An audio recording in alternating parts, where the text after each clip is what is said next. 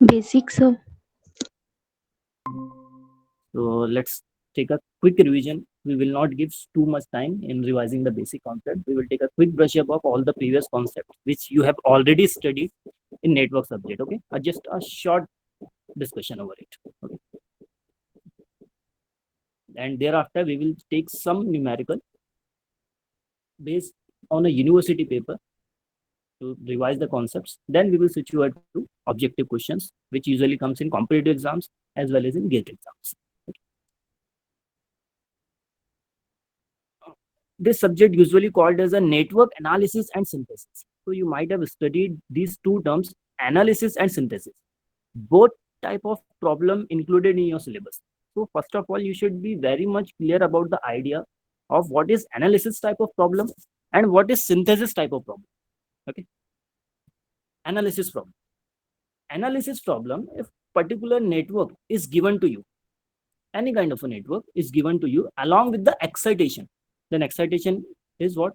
Voltage source, current source, whatever the source present in the circuit, that can be considered as excitation.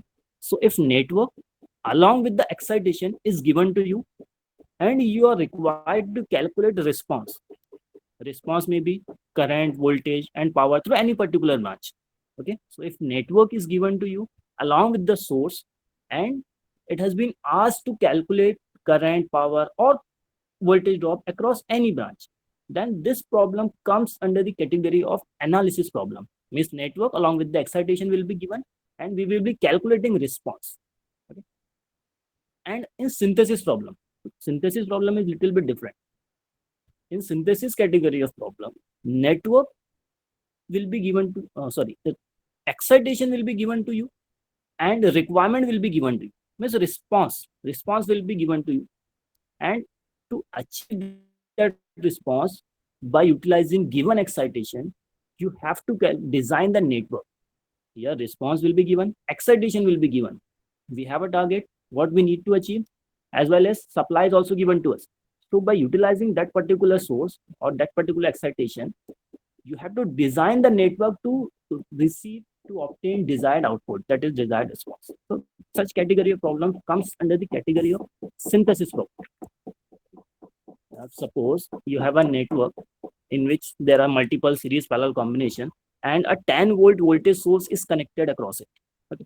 And we are going to calculate current through any branch, let's say 2 ohm. Current through 2 ohm if we are going to calculate, then whatever result we will be getting, that result will remain same no matter whether you are using KVL method, KCL method, or you are utilizing any kind of a theorems, Thevenin's, Norton's, etc. So in analysis problem, result will be unique. So if you have a network, citation is given to you, and if you are calculating current through any particular branch, let's say current through 2 ohm branch, and if it is coming out to be, let's say, 1 ampere.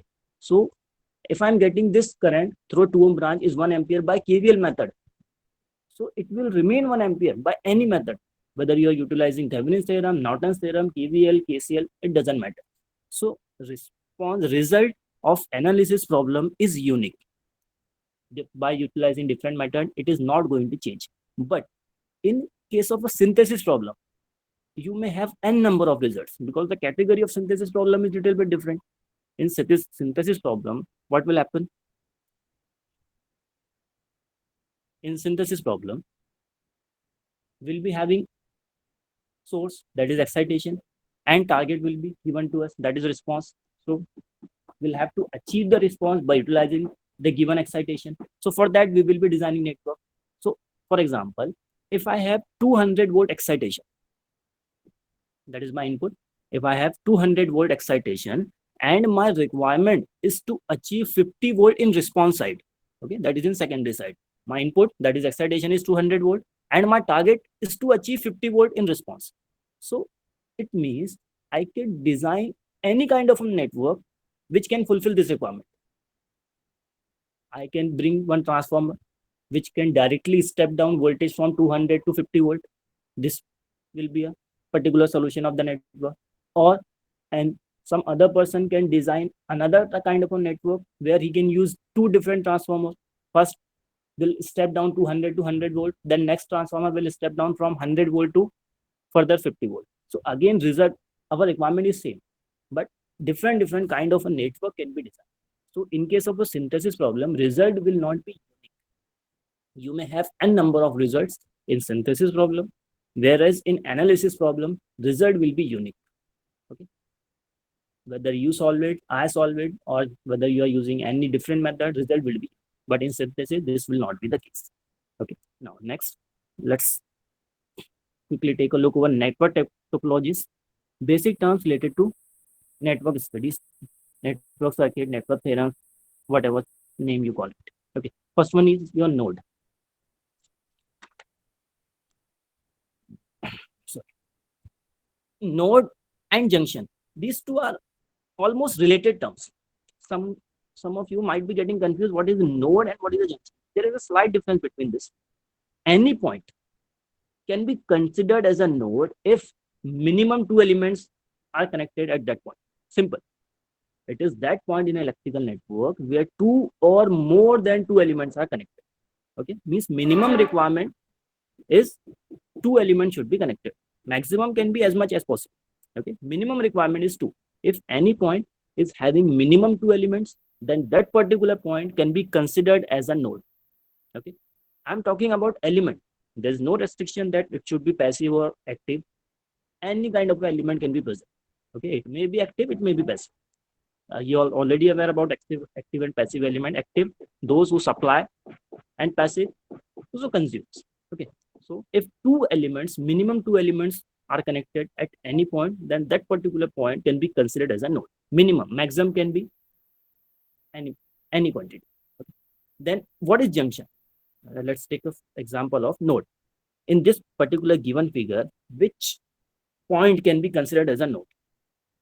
I can consider point A as a node because as per the definition of a node, at point A, R1 as well as V1, two elements are connected. Our requirement is now fulfilled. Minimum two elements should be there. So node point A can be considered as a node. Then second thing, point B.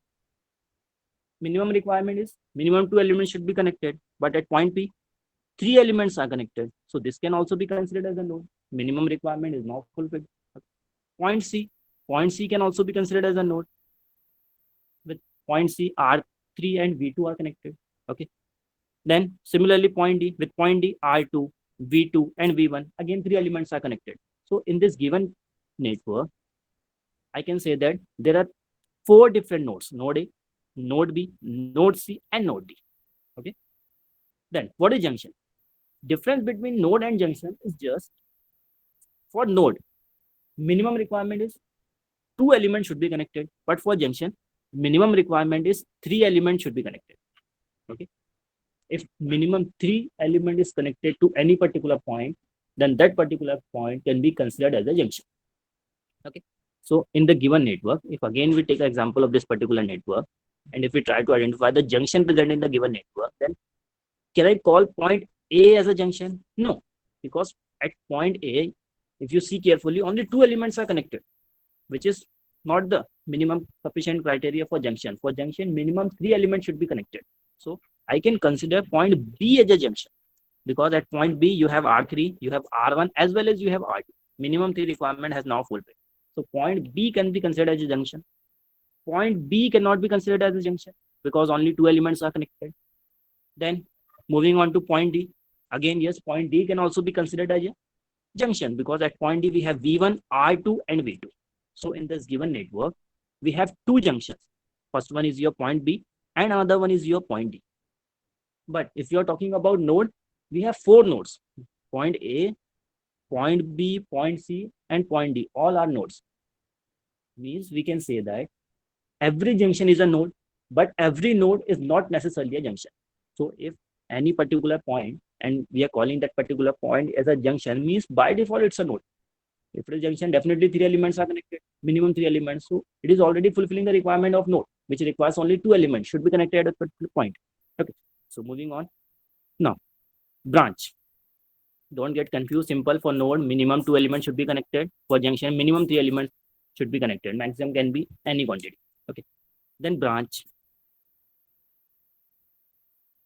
It is that part of electrical network which is connected between two junctions. So here we have B and D.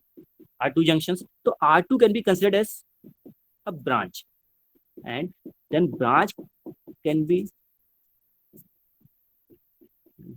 be of 2 or 3 different type of elements connected in series. Means if this is a point B and this is this is junction B and this is junction B, you may have one single element connected in between, or you may have 2 different elements connected in series, or 3, any quantity. Means whatever elements are connected between 2 junction, that can be considered as a one branch. Okay. So here we have one branch, which is this one. Okay. Now closed path and mesh, like node and junction, there is slight difference between closed path and mesh. Okay. What is closed path? It is that path which start from a point and terminates at the same point. Suppose if I'm starting from point A, moving on to B, D, and coming back to point A, means this particular path can be considered as a closed path, or you can also call it as a loop. Okay, simple. Start from any point and come back to the same point. Simple. Okay, that is closed path. Then we can have another closed path. If I start from B, moving on to C, D, and back to same point, again this is also a closed path. Then we can have one more closed path. If I start from A, moving on to B, C, then D, and coming back to A, then this can also be considered as a closed path. Means requirement of closed path is just start from any point and by traveling come back to the same point. So that is your closed path. So in the given network, we are having 3 closed paths, but there is a slight difference between closed path and mesh. So if you are coming to the mesh, then what is the difference between mesh? Mesh is more or less similar to the closed path. One difference, what is it? Closed path can be this one, as well as this one. But the requirement of mesh is, it is that closed path which does not contain any other closed path inside it. Means if I am considering A, B, C, D, and A, so this path can be considered as a closed path, but this cannot be considered as a mesh, because the requirement of mesh is it should not contain any other closed path inside it. So if we are seeing here we have one more closed path inside it. Means this particular path cannot be considered as a mesh, as it does contain one more closed path inside it. Okay. So in this particular network, mesh can be considered as a this one, point A to this. This is a mesh because it does not contain any other closed path inside it. And another one, this one can also be considered as a mesh. It is also not containing any other closed path inside it. So in this given network, we have 2 meshes. But if we are talking about closed path, we have 3 closed paths. Outer one can also be considered as a closed path. Simple. We have seen node, junction, branch, closed path, and mesh. Node, minimum 2 elements should be connected. Junction, minimum 3 elements should be connected. Branch, element connected between 2 junction. Then closed path, start from any point, coming back to the same point, can be considered as a closed path. So any path can be considered as a closed path. Okay, there's no restriction. But in case of a mesh does contain one restriction, that it should not contain any other closed path inside it. Okay. Now, you might have studied also energy sources. Okay, energy sources. There are 2 types of energy sources: voltage source as well as current source. Okay, so voltage source, this one. There are also 2 category of sources: ideal as well as practical. Okay. The simple concept of ideal device is, if any device is ideal, I'm not just specifically talking about this particular voltage or current source. If any device is ideal, what is the general concept of ideal? If I'm saying that this particular motor is ideal, is an ideal device, so what should be the characteristic of it? If any device is ideal, means whatever input you will be providing to it, it will convert that complete input into an output one. Means your output will be always equals to input. There will not be any losses in the circuit. Okay, no losses, no voltage drop, nothing. Efficiency will be 100%. Output equals to input. Okay. which is just a theoretical concept. You will not receive any kind of a ideal device in practical life. Okay, even if you are using any motor, you will be observing that motor is getting heated up. Okay, whatever output it is giving at the output side, mechanical rotation, along with this, some losses continuously taking place inside the motor, because of which motor body, outer body is getting heated up. Okay, that is losses. So every device does contain some losses, whether it is an electrical device, mechanical device, etc. Okay. So similarly, in ideal and practical, if you are talking about voltage source, if it is ideal, means output will be equals to input. So simple. If we have 10 volt source, when I will connect load at this side, when I will connect load here at load terminal, same 10 volt will appear at the load side. Means this is simply showing the characteristic of ideal source. Okay, so this can be considered as an ideal voltage source. But in practical case, this 10 volt will not be appear at the load side. Definitely there will be some drop, some reduction takes place, and output will be always less than input. Okay, so here in practical voltage source, we have placed one internal resistance which is connected in series. Okay, so when I will connect load at this side, and if again this is a 10 volt source, some voltage drop may take place at this resistance. Suppose it is a 1 volt. So at output side, you will be receiving 10 minus 1, this is 9. Means output will be always less than input. So this is the characteristic of ideal. In ideal, all output will be always less than input, whereas in ideal, output and input are same. Okay. So this is showing practical characteristic. Output is less than input. Now, why we are connecting it in series only? Because we have already studied Kirchhoff's voltage law. In series, voltage gets divided. If I connect it in parallel instead of connecting it in series, what will happen? In parallel, voltage remains same. So same voltage will again appear at the low side. Again, it will show the characteristic of ideal voltage source. Okay, so which is not our requirement. So here our requirement is to show practical voltage source. So that's why we will be connecting internal resistance in series with the voltage source. This one.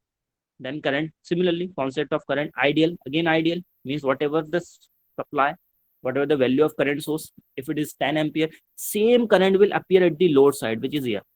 Whenever you will be connecting load at this terminal, same 10 ampere current you will be receiving at the load side. So this is the ideal concept. Okay, no losses takes place, output is equals to input. But whereas in practical source, if it is a practical current source, again if it is having a value of 10 ampere, then as per the concept of practical, load should receive lesser value than supplied value. Okay, so if it is 10 ampere, definitely this 10 ampere will get divided at this point. This rs rp is the internal resistance which is now connected in parallel. So this current will get divided here. Some will flow in its internal resistance, and remaining will be through the load.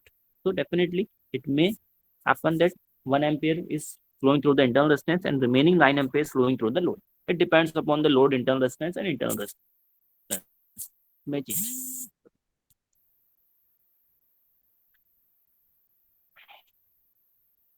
Here we have connected internal resistance in parallel. Why not in series? Because if we connect in parallel, if we connect it in series current remains same. So if 10 ampere is supplying by the source, the load will also receive same 10 ampere current, which will again show the characteristic of ideal current source, which is not our requirement. So that's why we have here connected internal resistance in parallel. Now next. Then we have dependent source, which can also be considered as a control source, and independent source, which can also be considered as an uncontrolled source. Okay, dependent source and independent source.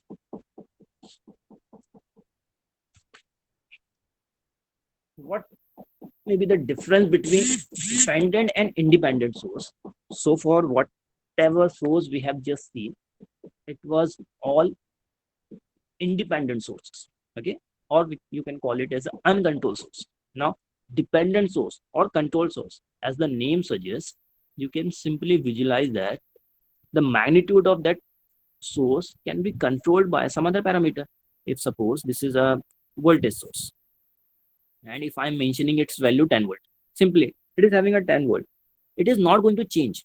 Okay, means it's an independent source. The value of this voltage source is fixed. If it is 10 volt, it will remain 10 volt. It is not going to change. Okay, but if instead of writing this 10 volt, if I write 10 V Vs, so means its magnitude will depend on Vs, and Vs may be the voltage across any particular element in the network.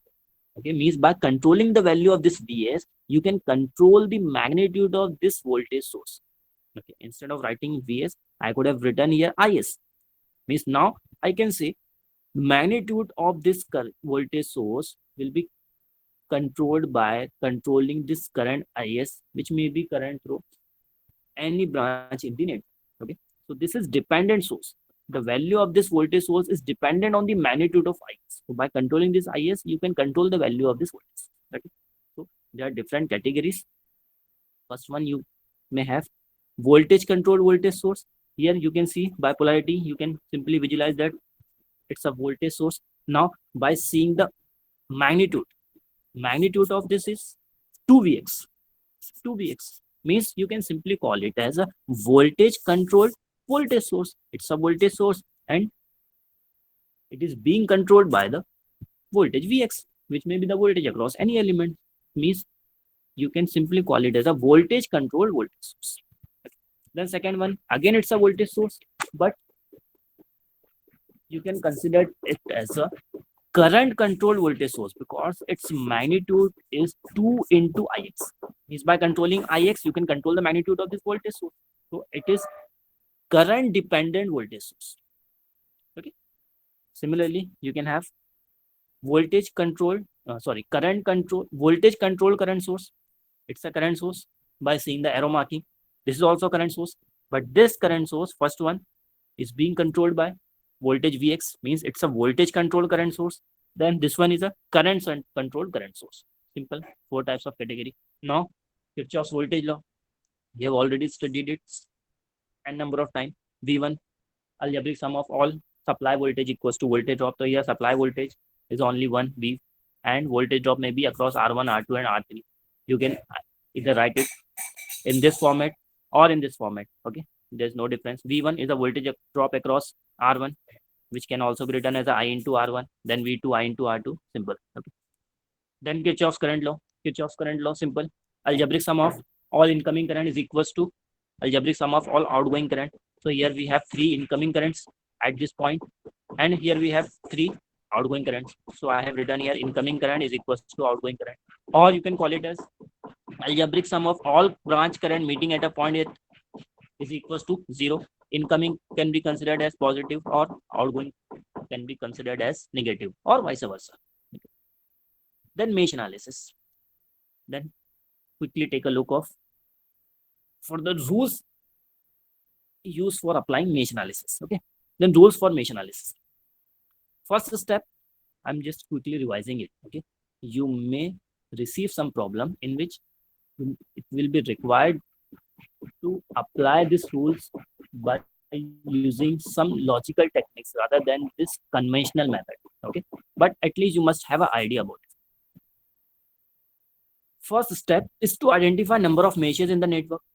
Okay, then assume current in each loop. In clockwise direction, it is not mandatory.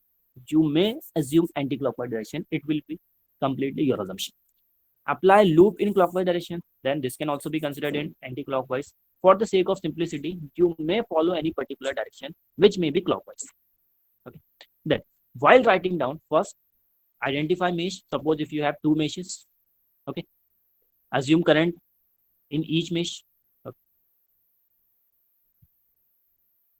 Suppose I'm assuming current in first mesh I1 and in second mesh I2. Okay.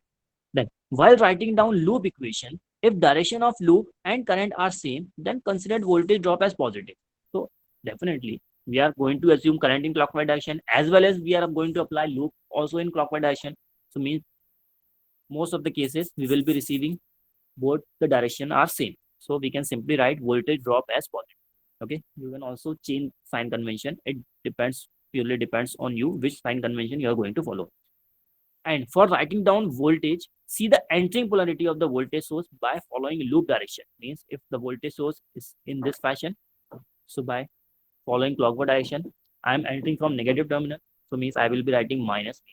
Okay, these are the rules for applying mesh analysis. Then let's take a sample problem. Revise the concept more problem. Then identify number of meshes present in the network, given network. Here you can simply see there are three meshes. This one, and this one. Okay. This one can be considered as I1, I2, and I3. Okay. I have already told you that first identify number of mesh, then assume current, then apply loop equation in clockwise direction. Okay. So first of all, we have identified that there are three meshes present in the network. Then we have assumed loop currents and all are in clockwise direction. There are three loops, three meshes, three currents we have considered. Now we need to apply loop in clockwise direction. Okay. If I am applying KVL equation in loop 1, what sign convention we were following? See, we were considering this particular sign convention in which for writing down voltage, see the entering polarity of the voltage source. Means if I'm applying equation in loop 1, see the entering polarity of the voltage source by following clockwise loop direction always. So by following clockwise loop direction, I'm entering from negative polarity. Means I will be simply writing down minus 50. Okay. Now moving on to resistance to ohm. So while writing down loop equation, if direction of loop and current are same, then considered voltage drop as positive. Means every time we will be receiving same direction because we have assumed current in clockwise direction as well as we are going to apply loop in clockwise direction. Means both the direction will be same. So in short, we will be simply writing down voltage drop in plus polarity. Okay? In with plus sign, plus I into R to make it equivalent to V equals to I. Okay. Whenever you are receiving impedances, you need to multiply it with current. Okay. So plus 2 and the current through 2 ohm will be I1 minus I2. Okay. It will be I1 minus I2 because I am applying KVL equation in loop 1. So my I1 will be reference. So that I1 minus I3. Sorry, I1 minus I3. Then for 6 ohm, for this 6 ohm, it will be I1 minus I2 plus 6 I1 minus I2 equals to 0. Okay. The next, okay, oh, it has been written over. So minus 50, 2 I1 minus I3, 6 I1 minus I2. Okay, you can rearrange it. This is 8 I1 minus 6 I2 minus 3 is equals to 50. Okay. Now apply KVL in loop 2. If I am applying KVL equation in loop 2, as per clockwise direction, again I am entering from negative terminal. Means this one, I am entering from negative polarity. So means I will be writing minus 10. Okay. So I will be writing minus 10. This one minus 10. Then plus 6. Now I'm in loop 2. So my I2 will be reference current. So I2 minus I1 and for 8 it will be I2 minus I3. Okay. So I2 minus I1 and for 8 it will be I2 I3. Now again rearrange it in I1, I2 and I3. Now apply KVL in loop 3. In loop 3 we have 10, 8 and 2. For 10 there is a single current which is I3. With 8 ohm we'll be writing I3 minus I2 and with 2 ohm I'll be writing I2 minus I. Okay. So simply I have written away. Okay. Now after solving the simultaneous equation, you can get value of I1, I2 and I3. This was the simple problem which usually asked in numerical in university exam along with inductor, capacitor and all and mutual coupling. But you are not going to receive similar category of problem in GATE exam.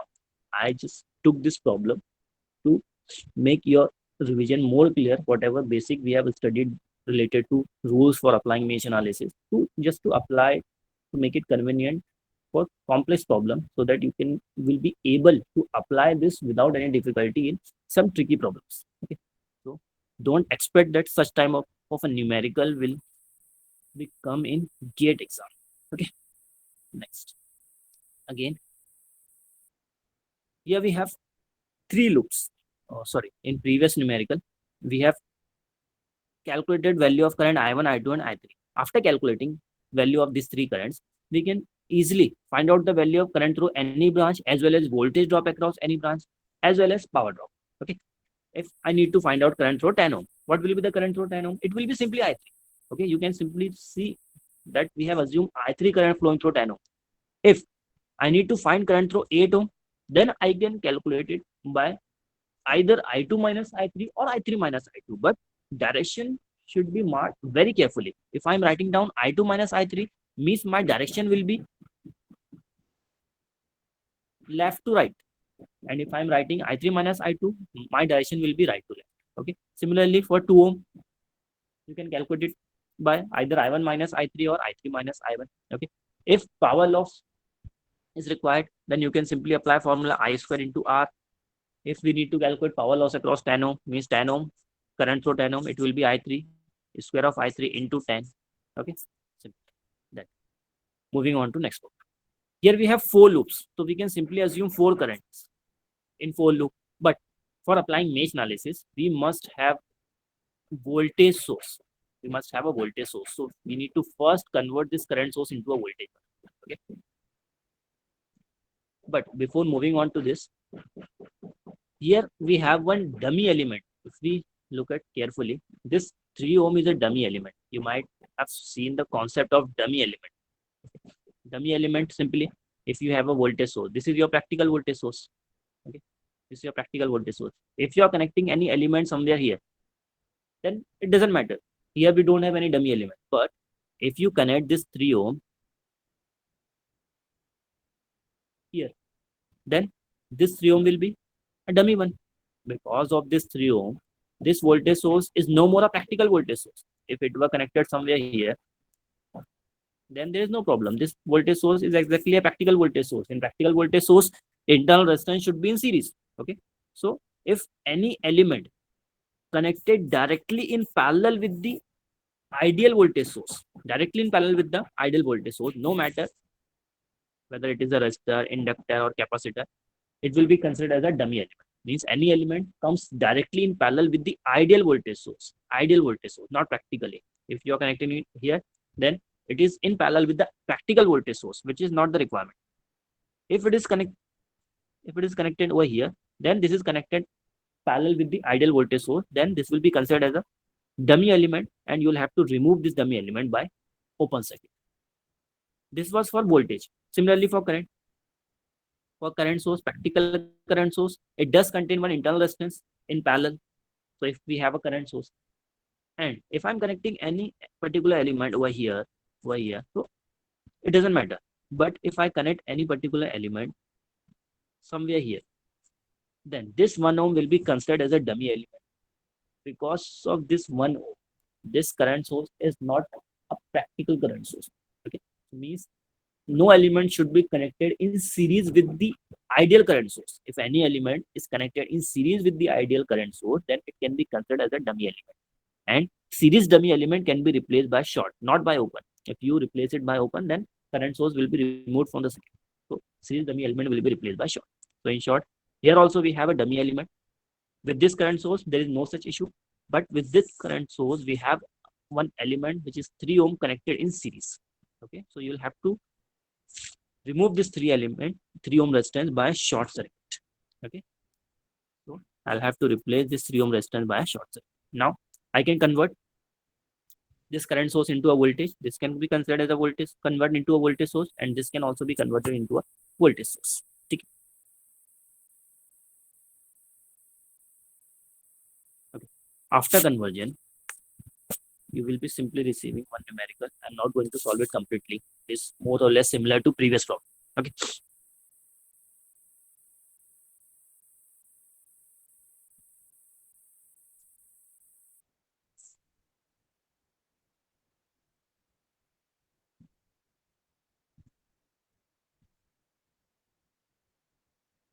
Okay, almost done. Fine. Okay. Both the sources has now converted into a voltage source. Here we have only two loops. You can assume current in both the loops. After this, you can apply simply mesh equation and you can find out current through any branch. What has asked over here? Here we need to calculate current I. Current I, which is this one, means current through 1 ohm. So current through 1 ohm will be simply I1. If you assume I1 is the current of this loop. Okay. Then moving on to next. Here also, there's nothing new. You can simply convert this current source into a voltage source. But there is one problem. There is one problem. Here, we need to calculate I1, I2, and I3. So if we convert this current source into a voltage, then what would happen? This will be converted. This will remain 1. This will remain 2, 4, and 3 to 6 volt, and this was 1 and this was 20. So now after conversion, we will be having only two loops available, I1 and I2. So how we can find out all three currents, I1, I2, and I3? Okay. So because of this restriction, we cannot convert this current source into a voltage source, because we convert this, then this I1 will be eliminated. We won't have any option to calculate this I1. Okay. So we cannot convert this. So what option we have is, so we can simply write I1 is equals to 2 ampere, because value of I1 is directly given. This I1 is nothing but your 2 ampere. This is the I1, which is 2 ampere. So you can directly write I1 is equals to 2 ampere. And after this, you can apply KVL in remaining two meshes. You can apply KVL in this mesh and this mesh. And whenever you will be receiving I1, just simply put value of I1, which is equals to 2. Means by applying mesh in these two loops, you can easily find the value of I2 and I3. And I1 is not unknown here. We have already get the received value of I1, which is 2 ampere. Okay. Now last one. Find current through 3 ohm. This trick may be required at some places. That's why I'm taking it. It might be looking similar, but this is not the case. If you consider this as a I1, I2, as well as I3. If I'm going to apply KVL in this mesh, if suppose this is I1, and this is I2, and this is I3, how I will be writing the mesh equation? One option is to consider I1 is 4 ampere. Okay. If again you receive any further complexity in numerical, we have studied one law, which is I shift rule. I shift and V shift rule.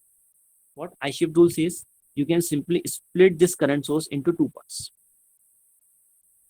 I mean, this will also be a 4 ampere. This will also be a 4 ampere. After shifting, you can simply convert this current into a voltage and this current into a voltage. Okay. Means our circuit will be simplified. After this, we can apply mesh equation in two different meshes. Okay. Now, last one. This is the problem of super mesh. What is the difference in normal problem and super mesh? In super mesh, you will be receiving current source in between two meshes. Because of the current source connected in between two meshes, you cannot easily convert this current source. If it were connected like this, not like this, like this. Here we have option. We have an option to convert this current source into a voltage, because current source with internal resistance is present here. Current source with internal resistance is not present. Okay, here we don't have any internal resistance of the current source which should be connected in parallel. This is not the internal resistance, it's the dummy element. Any element connected directly in series with the current source is a dummy one. So this is the dummy element. This is not an internal resistance. In case of a current source, internal resistance should be connected in parallel. So this is not the case. Here we don't have any internal resistance of the current source. Means, in short, we cannot convert this current source. If internal resistance were connected in parallel, then we would convert this current source into a voltage one, like this. Then we could have simply applied mesh analysis and finish. Okay. No, but this is not the case. Here, current source is connected between two meshes. So this problem comes under the category of super mesh. Okay. So if we are going for super mesh,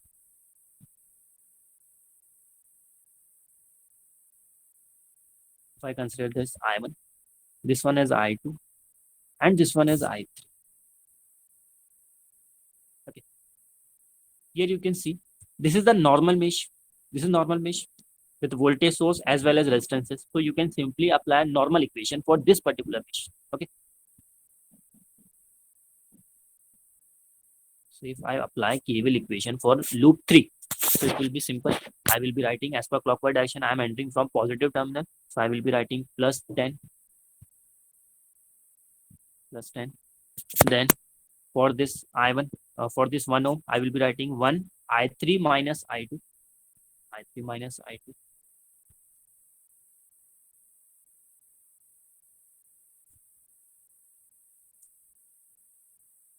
Then 1 I3 minus I1. Then plus 1 I3 minus I. Simple is equals to 0. You can rearrange it. It doesn't matter. But after this, if I apply KVL equation, similar KVL equation in this loop, I cannot apply because I know the method how to write down resistance. I will be writing it with multiplying by current. I know how to write down voltage. It may be plus or minus depending upon the anti-polarity as per clockwise direction, but I don't have any method how to write down current source. Okay, so in this mesh we have a current source and we don't know how to write down this voltage source in mesh analysis. Okay, so we can apply super mesh. This is the super mesh. How you can identify super mesh? If current source is connected between two meshes, then that complete mesh can be considered as a super mesh. Means in short, this complete mesh will be considered as a single super mesh. Okay, so while write down the equation of super mesh, you will be considering all element in both the meshes by avoiding this 1 ampere current source. Okay, so if I write down equation, if I start from this one ohm, applying super mesh, starting from 1 ohm. So 1 ohm, let's start from here. 1 ohm. Current through this 1 ohm is I2. So I will be writing simply 1 I2. After this, again this is I2 plus 1 I2. Then with this current through this one is 1 ohm plus 1 plus 1 I1. Then again with this, again I1 plus 1 I1. Then with this, I'm in this loop. I'm in this loop. Means my current will be I1 minus I. My current will be I1 minus I. So plus 1 I1 minus I. Now for this, now I'm in this loop. So my current will be I2 minus I. 1 I2 minus I. Means you need to simply apply KVL equation by combining these two meshes in which current source is common. By avoiding this current source, you need to simply consider this current source is not available in the circuit. Okay, don't remove it. It will remain in the circuit. While applying KVL equation in super mesh, you will be simply considering that current source is not present. Okay. Now we have two equations. Okay, first one is this one. You can simplify it. Another one is this one. Again, you can simplify it. But here we have three variables, which is I1, I2, and I3. So definitely we must have minimum three equations. Okay? And here we have only two equations. So one equation is still left. How we can write down remaining one equation? You can simply see value of this current. Value of this current source is 1 ampere. And this is showing that rightward direction. So for rightward direction, this current will be I2 minus I1. And if it were in leftward direction, I would be writing I1 minus I2. Okay. Through this branch, current can be either I1 minus I2 or I2 minus I1. If you are writing I1 minus I2, means you are considering I1 is greater. Means I1, direction of I1 will be considered. And if you are writing I2 minus I1, means direction of I2 will be considered. So here, the direction of this current source is leftward. No, sorry, rightward. So rightward direction will be of I2 minus I1. So I can simply write I2 minus I1 is equals to 1. Whereas if the value of this current source were 1 ampere with leftward direction, then I would be writing I1 minus I2. I1 minus I2, which is equals to 1 ampere. Okay. So now we have three equations, three variables. We can easily solve it. Okay. This is okay. Now, moving on to previously asked numericals. Okay, this was all the brush up of basic concepts required, which you have already studied in network subject. So no need to give too much time over it.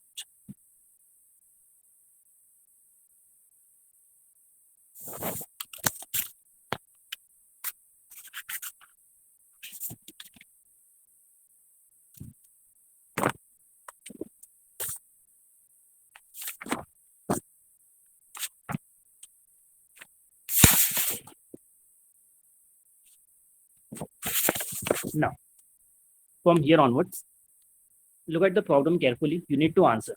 Okay, I will be taking some university numericals as well as gate numerical. Now we have already taken some university numericals, so let's take some gate numericals. This particular numerical was asked in 1999.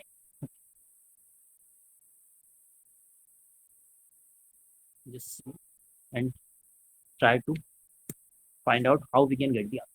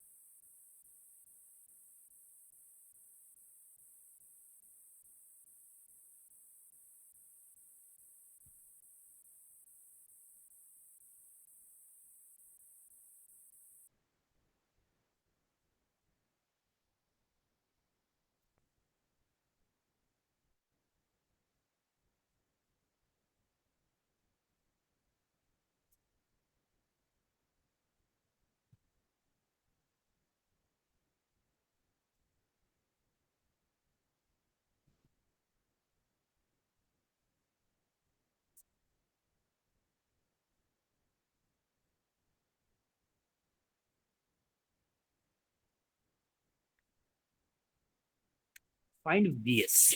Okay, find Vs. You can apply mesh, nodal, whatever you want. Okay. Try to find out how we can get the value of Vs in this numerical.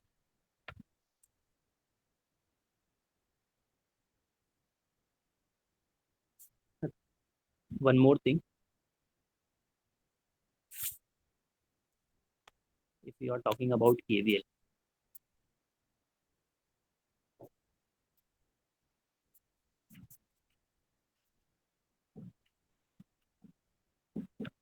Kirchhoff's voltage as well as Kirchhoff's current law.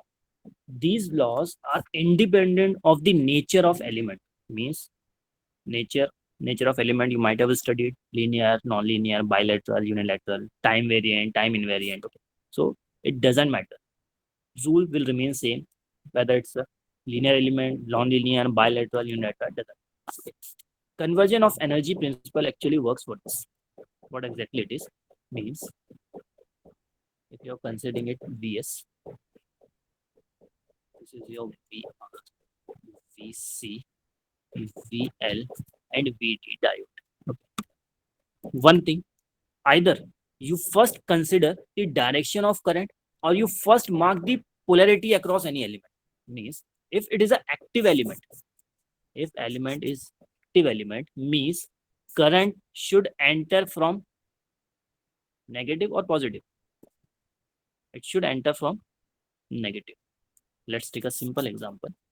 This will be very, very important while solving any numerical. Okay. If you are considering this circuit, this is the actual direction of the current. Okay. So this current I, this is your voltage, means it's an active element. If it is an active element, this current is entering from negative terminal.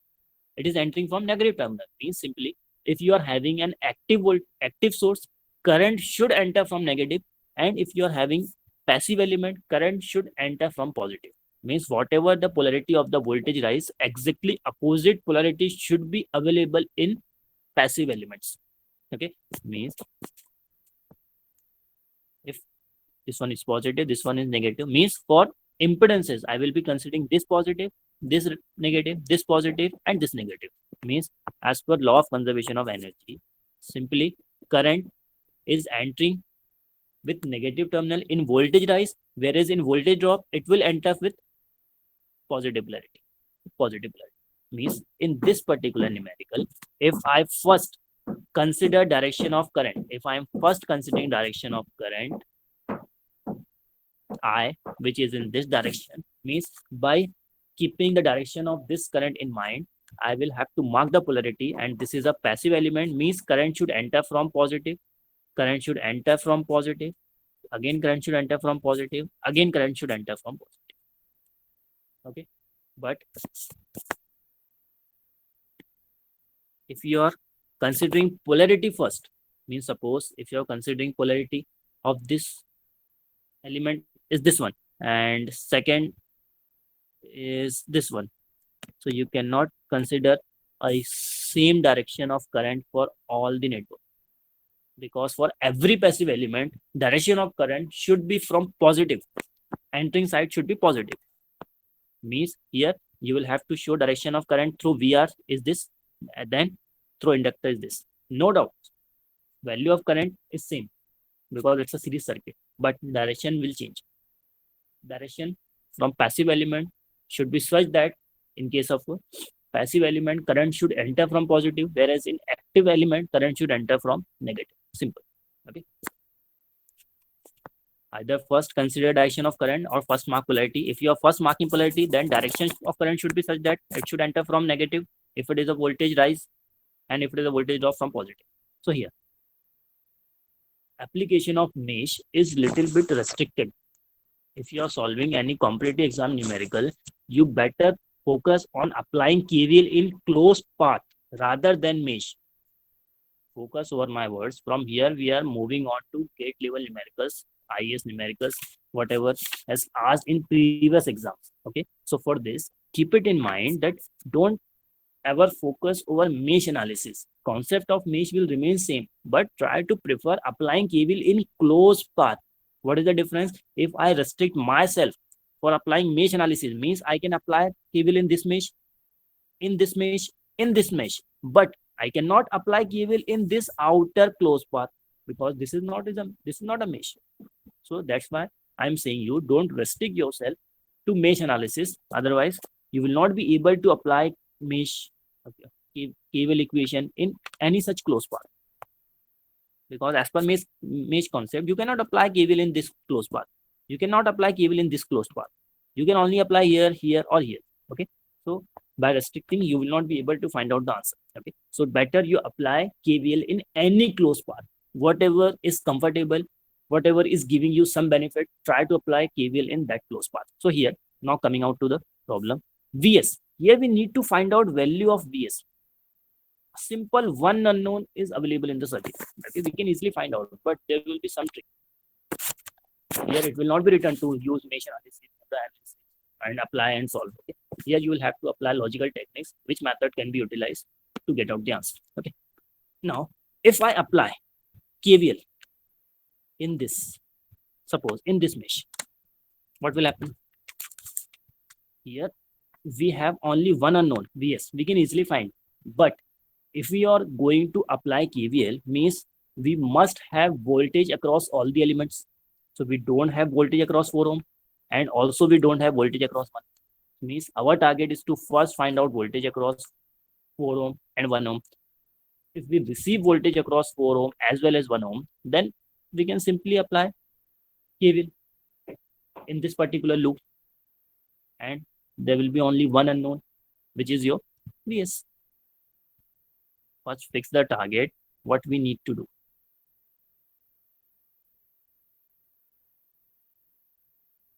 Okay, our target is to find out VS. Okay, target is to find out VS. Here also we can apply KVL. Again, there is only one unknown VS, but we must have a voltage across 3 ohm, voltage across 2 ohm, voltage across 1 ohm, which we don't have, but we can try to find out. Okay. Can we find voltage across 2 ohm? Yes, current through 2 ohm is given to us, which is 3 ampere. So I can simply write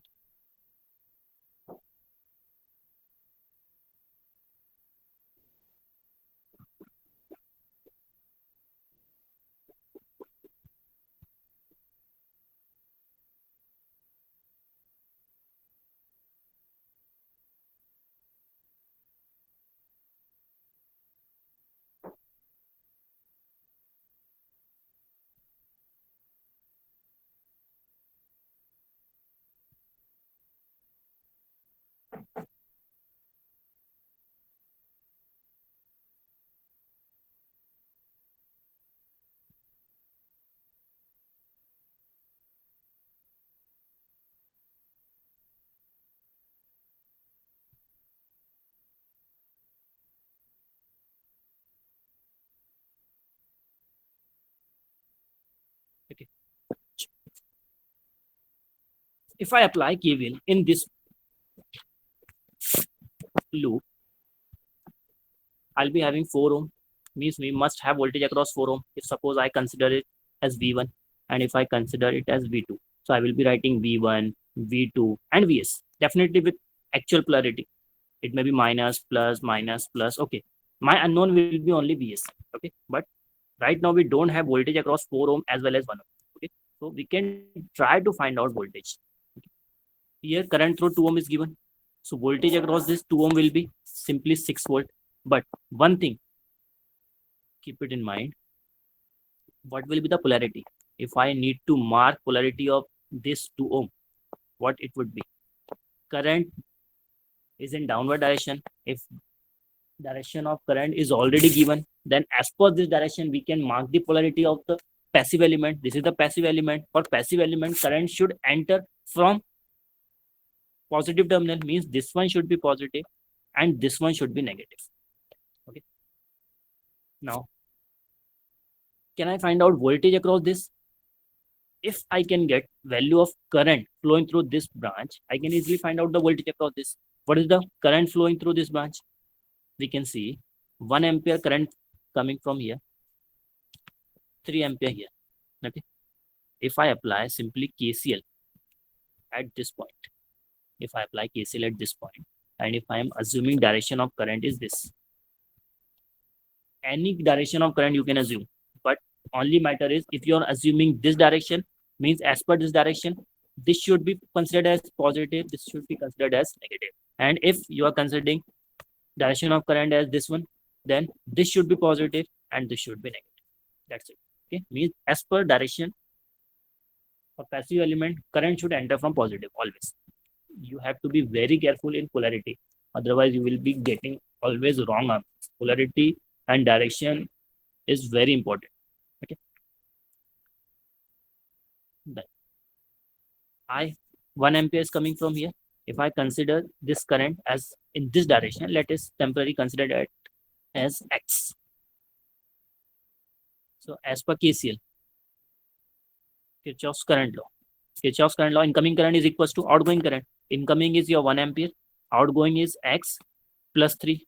So my X will be 1 minus 3, means it will be minus 2. Okay. So as per KCL, I am getting value of X is minus 2 and X is my current. So I will be writing simply minus 2 instead of writing here X. Okay.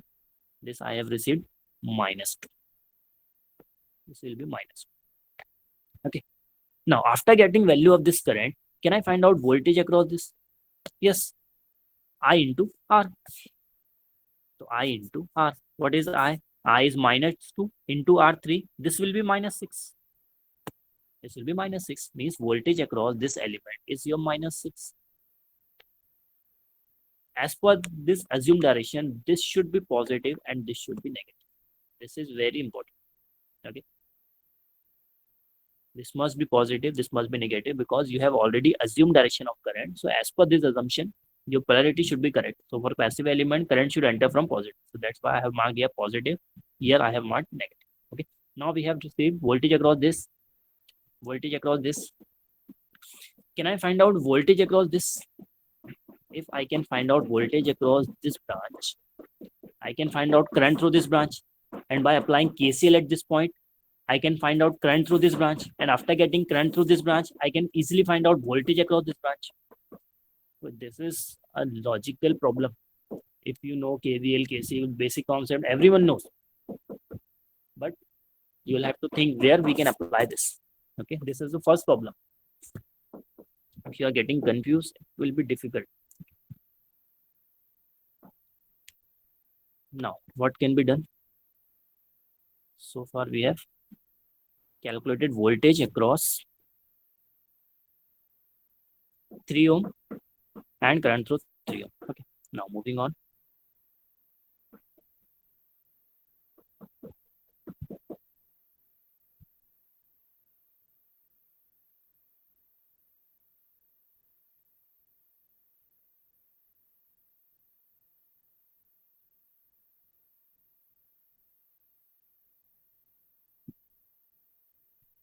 Now,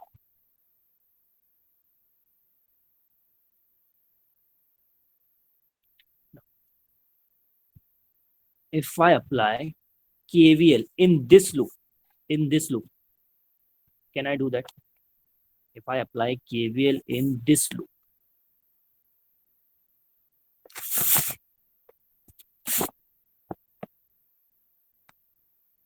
Shifa, Ankita, are you getting?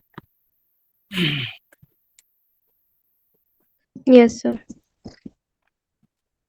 Are you getting how to apply KVL in different type of a closed loop? Because polarity and direction of current, it's a very crucial point while solving any numerical of network theorem related to GATE or any other competitive exams. Okay, you have to be very careful in polarity.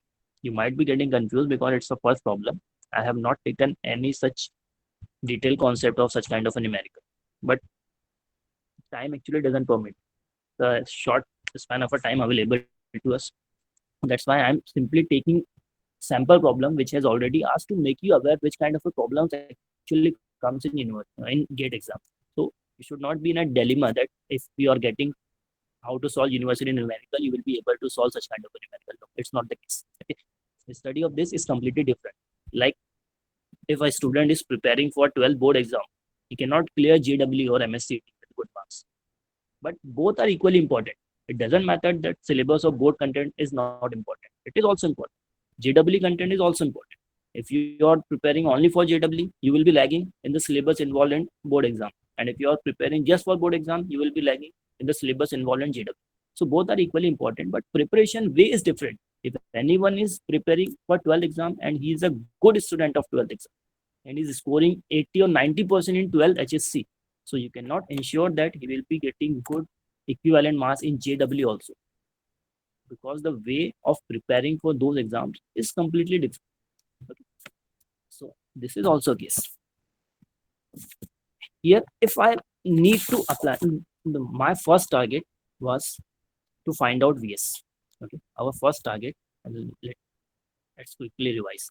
Okay, our target is to find out VS. For VS, if I have two options, I can either apply KVL in this loop or I can apply KVL in this loop. Because if I apply KVL in this loop, and for the time being, let's assume that we have calculated voltage drop across this as well as this, and this. We have calculated voltage drop across all the resistances. Okay. For the time being, just assume it that we have calculated voltage drop across this. Okay. Now we have voltage drop across all the resistances. Okay.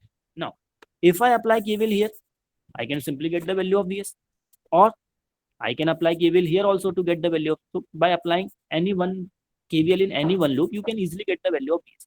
For example, if I for the time being, I consider value of this, let's say 6, and let's say with this polarity, let's say 3 volt. So here we have 6 volt, here we have 3 volt. If I apply KVL over here, as per clockwise direction, consider any polarity. Entering polarity or leaving polarity. If I'm considering entering polarity, as per clockwise direction, if I'm considering entering polarity, means for 6 volt, it will be plus 6. For 3 volt, it will be plus 3. And for this, it will be plus Vs equal to 0. Means I'm simply getting value of this is 9 minus 9 volt. Finish. Or you can also get this value by applying KVL in this loop also. This one, if this has a value of 2 volt, if this is a value of 6 volt, if this has a value of 3 volt, okay, by applying here also you can get the same value.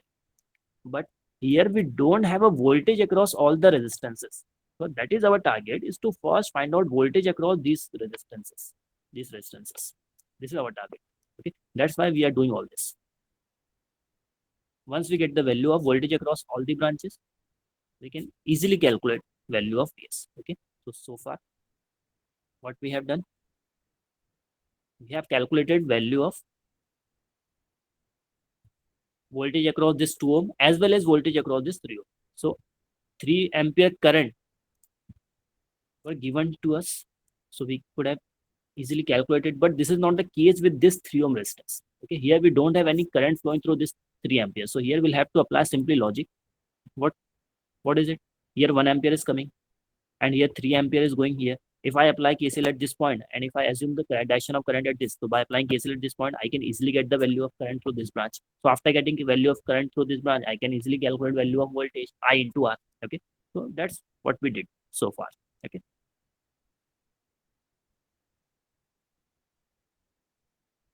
So here I assume this x first. So by considering this x, I have first applied KCL. So incoming current equals to outgoing current. So x plus 1 is equals to 3. So this is equals to 3 minus 1. So x equals to 2.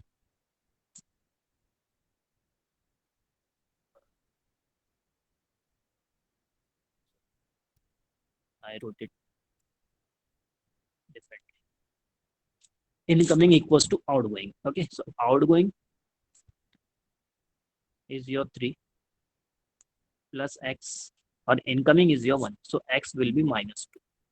So that's why I have placed here minus 2. Okay, so this is the x. Now after getting the value of this x, I can easily find out value of voltage. Voltage across 3 ohm will be I into R. This will be minus 2 into 3, minus 6 volts. This is your minus 6 volt.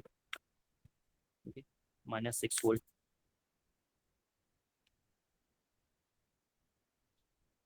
We have already assumed direction of current as this, means as per this direction. Since this is a passive element, current should enter from positive. That's why I have marked here this one plus and this one minus. Okay, so far it is clear now. Now, next our target is to find out voltage across this. Okay, if we get the value of voltage across this, we can find current through this also. After getting value of the current through this branch, we can find out current through this branch, because by applying KCL, we already have value of current of this as well as this branch. So by applying KCL, you can easily get the value of current through this particular branch. Okay. So our target is to find out now value of voltage across 4 ohm. So for this, we can apply KVL in this mesh. In this loop. That's why I first told you to don't restrict KVL for applying in mesh loop. Apply KVL in any closed path, whatever is convenient. Simply look at this loop. If I apply in this loop, if I apply KVL in this loop, voltage across this is known to us. Voltage across this is also known to us. Only unknown is voltage across this 4 ohm. So by applying KVL in this closed path, we can easily get the value of this voltage. This is the only unknown. We know the voltage across this as well as this. Okay, simple. So get the value Yes, of sir. okay voltage across this. So assume any polarity. First, either you can first assume the current, and if you are first assuming direction of current, as per that direction of current, you will have to mark correct polarity by seeing active and passive element, or you can first assume polarity. By seeing that polarity, later on you can mark direction of current. Again, it should maintain the same nature. For passive, current should enter from positive. For active, current should enter from negative. So here I don't have a requirement of direction of current. Here I need a requirement of voltage. So let me consider it as V1. I can assume any polarity, no restriction. You can either assume at this one or you can assume this one. But later on, when you will be assuming current after this in next step, you will have to be careful. If you have already assumed this polarity, then your direction of current should be this one only, so that it will be entering from positive terminal. Whereas now if you have assumed this as a plus and this as a minus, so later on in next step, if direction of current is required, then your direction of current will be this. Current should enter from positive. Okay, so I think now this particular point has clear to everyone. Okay, so if I consider this polarity, so as per this polarity, if I apply KVL in this loop, okay. So how I will be writing those equation? Consider either entering polarity or leaving polarity. Okay, entering polarity. So entering polarity of all the elements, or if you are considering leaving, so leaving of all the elements. I am considering entering polarity. So for this plus V1, right? Then for this, as per the polarity, minus entering polarity is minus of minus 6. Value of this voltage is minus 6. Okay, and this plus, so it will be plus, and the value of voltage is 6. So this is equals to here 0. Am I correct? V1. This is now 12. Yes. Okay, so this is now 12. So after shifting it to left side, this will be minus 2. Okay, so now we have calculated value of voltage across 4 ohm, which is minus 12. So we can simply write value V1 is equals to minus 12 volt. And polarity we have assumed is this one positive and this one negative. Okay. So now our target is to find out voltage across this. So we can calculate voltage across this. If we know the current flowing through this current, this branch, how we can get this? At this point, we have 3 branches.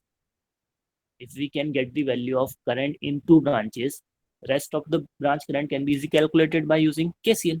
Okay. So we have value of current through this branch. We can easily find out value of current through this branch because we know value of voltage as well as resistance. Okay. So what is the value of voltage across this 4 ohm? It is minus 12. Okay. Let me write down it as simply minus 12. Okay. In any particular node, if you are having 3 elements and if you know the direction of any 2 branches, means that can be easily find out. Okay. So same logic we are applying over here. We have the current flowing in this branch. We can easily get the value of current in this branch because we know the value of voltage as well as current. Okay. So by applying KCL at this point, we can easily find out current through this branch. Okay. Now, assume the current. Assume current in this resistance. What should be the direction of current? We have already assumed polarity. Means our direction of current should be such that it should enter from positive because it's a passive element. So direction will be like this. Okay. Means my direction of current through this branch will be like this. It is entering from positive. Okay. Now, I can consider direction of this current. The direction of current through 1 ohm.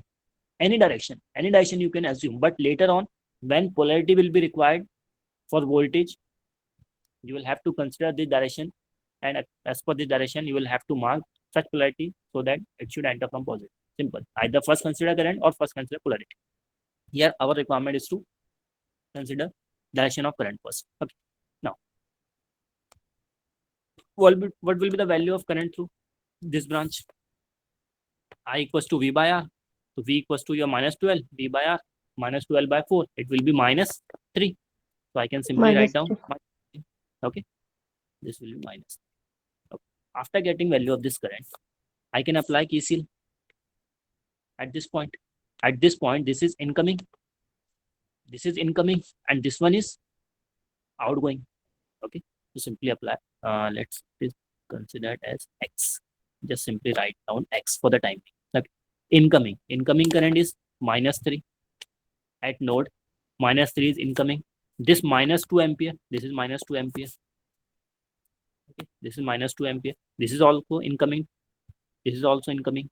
Okay. So minus 3 minus 2 equals to X. Right. So minus 3 minus 2 equals to X. So my X is minus 5, which is my current through 1 ohm. So instead of writing it X, I can simply write down minus 5. Okay. Minus. This was 1. And this is your minus 5 ampere. Minus 5. Don't forget, here we have minus 5. Okay. Now, our target is to find out what? Voltage across this branch. Now, after getting value of current, we can easily find value of voltage across this branch. What will be the V? I into R. Minus 5 into 1 means it will be simply minus 5 volts. Okay. But now we need to mark the polarity because our target has now fulfilled. We can now simply apply KVL in this loop. So if we apply KVL in this loop, we know the voltage across this, we know the voltage across this, we know the voltage across this Vs, and only unknown is Vs. We can easily get the value of Vs, but the polarity of this should be known to us now. So we have already assumed direction of current. So by keeping this direction in mind, we can give the polarity. This is the passive element, and for passive element, current should enter from positive. So upper one should be positive and bottom one should be negative. Clear? Okay. Yes, sir. Now we can apply KVL either in this loop or in this loop. From both the method, you are going to get the correct answer. So this one is simple. We have less number of elements over here. Okay. This one, this one, this one. So apply KVL in left bottom loop. If I apply KVL, left, bottom loop. Okay. Considering any direction, usually we consider clockwise direction. As per clockwise direction, either consider entering polarity of all the elements or leaving polarity of all the elements. Okay. So if I'm considering entering polarity, means for this one, it will be plus. I'm entering from plus polarity, and the value is minus 12. So sign plus with value minus 12. Okay.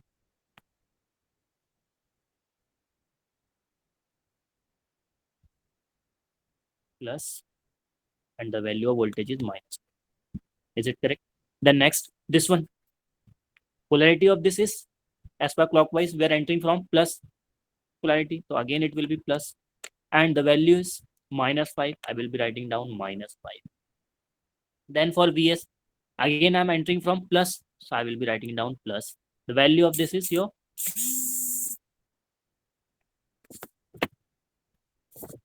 Vs. This is equals to 0. Is it clear?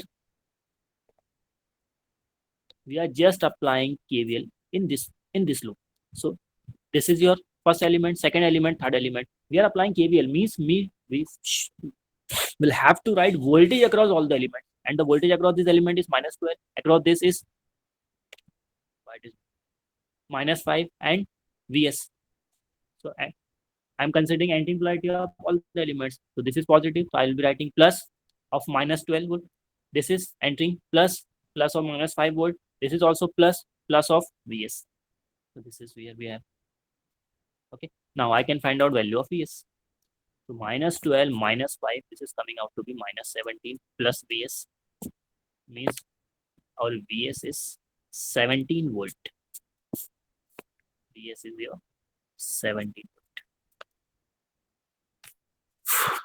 Need to get this problem properly, how to solve.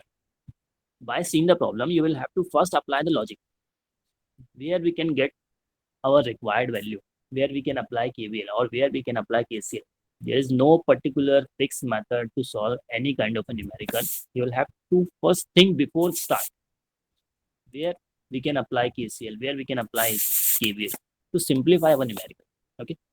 So I think by seeing this particular problem, some idea you might have got related to how to apply KVL in different loops to fulfill our requirement. Okay. Now, in the same problem, if it has asked to find out power dissipated, okay, forget it. Before moving to this, can you cross check whether you have calculated the correct value or not? How we can cross check? You must have studied one theorem. Supplied power is equals to total power absorbed in the network. Total supplied power of the network is equals to total power absorbed in the network. Okay. So if you need to cross check, we can calculate summation of supplied power and we can calculate summation of absorbed power, and this should be same. Supplied power should be equals to absorbed power. Okay. Okay, before moving on to this, let me give you another problem. Now you will be explaining me how to solve. Okay. Then I will move over to previous numerical to see how we can calculate power or we can cross check final answer.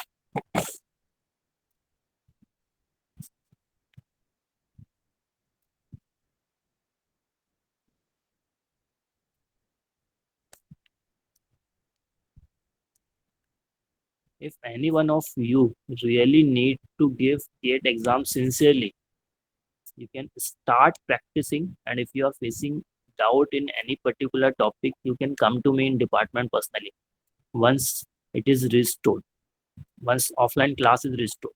Okay. So because in a short span, here we have only 3 to 4 lectures, so it is not possible to cover all category of numericals. Okay? But still I am at least trying to give a basic idea how you can start solving any numerical. Okay. Here you have another numerical. Here it is asking simply to find out power supplied by 10-volt source. Power supplied by 10-volt source.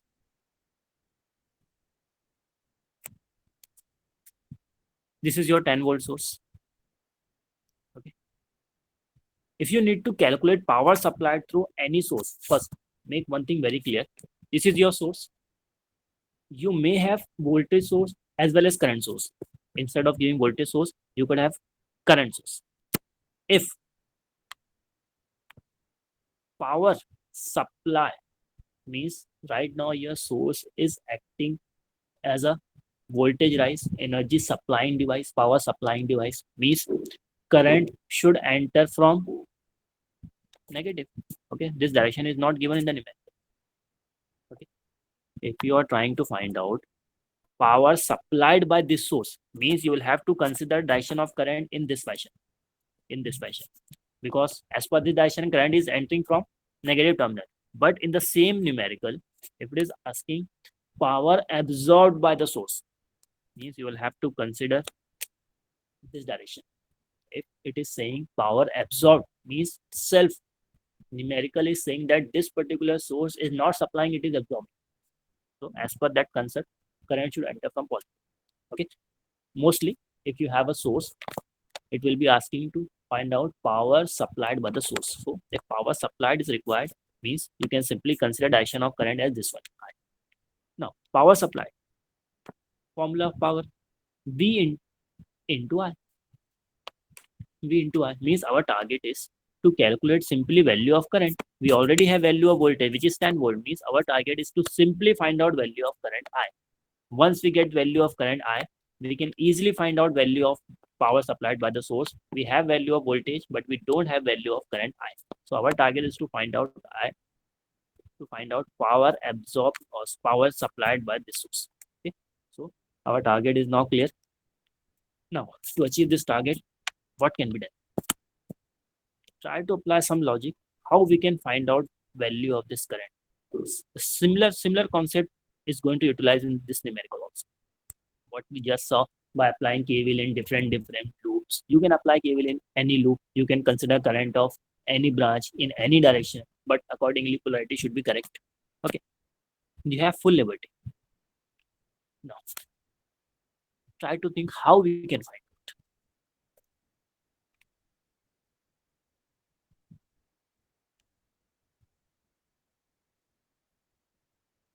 Okay, let me move on. This one is your I. Okay, this one is your I. One more thing, I forgot to write over. 3 ampere is mentioned over. Current through this 1 ohm is 3 ampere. It is given in the numerical. Now what can be done? Can I mark current through all the branches? Our target is what? Our target is to find out current. Okay, our target is to find out current. If I apply KVL in any path, suppose in this path, and if I know the voltage across all the branches, okay, if I know the voltage drop across all the branches, this is the known voltage.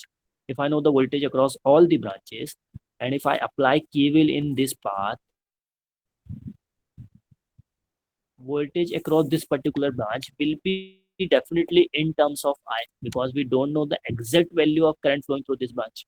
Okay, so definitely if we are going to calculate value of current through this branch, it will be in terms of this I. Suppose I am applying KCL. I am applying KCL at this point. We know I, this current and this current. If we know current of two associated branches at any point, we can find out current through this branch. What will be? This is your I. This is your 3. I is coming from here. I is coming from here.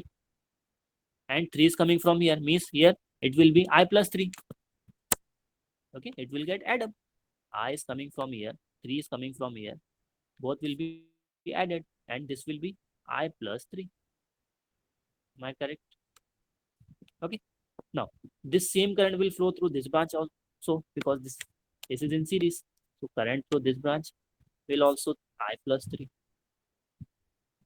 Will also I plus 3. Now, this current from this curriculum.